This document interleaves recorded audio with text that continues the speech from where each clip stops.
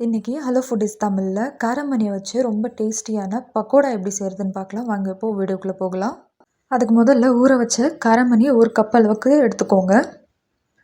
இது மாதிரி எல்லாமே ஒரு மிக்சர் ஜாரில் மாற்றிட்டு இப்போது இதை நல்லா 90% வந்துட்டு அரைச்சி எடுத்துகிட்டு வந்துடலாம்.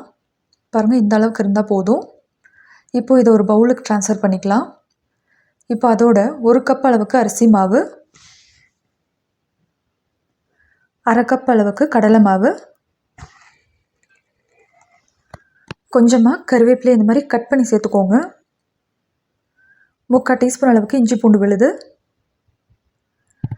1/4 டீஸ்பூன் அளவுக்கு மஞ்சத்தூள்,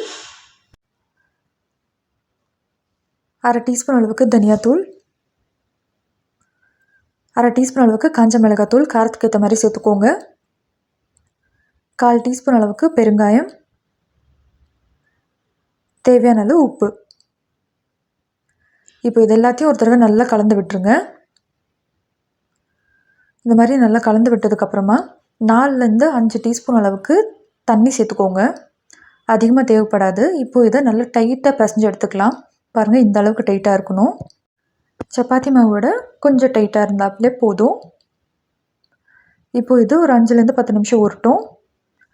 இப்போது எண்ணெய் நல்லா சூடானதுக்கப்புறமா இந்த மாதிரி ஸ்ப்ரெட் பண்ணி சேர்த்துக்கோங்க. இது கம்ப்ளீட் ப்ராசஸ் எல்லாமே வந்துட்டு மீடியம் ஃப்ளேம்லேயே நடக்கணும். அப்போ தான் எல்லா சைடும் நல்லா வெந்து வரும். அடிக்கடி வந்துட்டு கலந்து விடுங்க. இப்போ பாருங்கள், நல்லா கிறிஸ்பியாக கோல்டன் கலரில் சேஞ்ச் ஆகிடுச்சு. இவ்வளோதாங்க. ரொம்ப சிம்பிளாக ரொம்ப டேஸ்டியாக செய்யக்கூடிய காரமணி பக்கோடா ரெடி. இதை ட்ரை பண்ணி பார்த்துட்டு எப்படி இருந்ததுன்னு சொல்லுங்கள். மறக்காமல் நம்ம சேனலை சப்ஸ்கிரைப் பண்ணிவிடுங்க.